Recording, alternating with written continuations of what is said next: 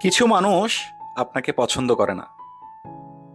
ব্যাপারটা এমন নয় যে আপনি তার কোনো ক্ষতি করেছেন, তবু আপনি তার কাছে স্রেফ অপছন্দের একজন মানুষ।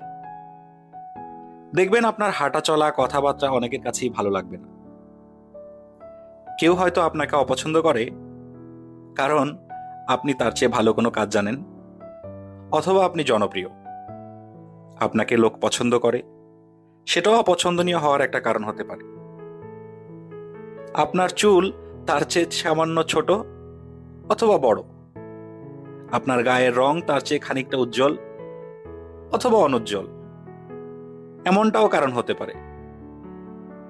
কেবল কারো কোনো ক্ষতি করলেই আপনি তার অপছন্দের পাত্র হবেন, ব্যাপারটা তা নয়। পছন্দ অপছন্দের ব্যাপারটা আসে ঈর্ষাকাতরতা থেকে।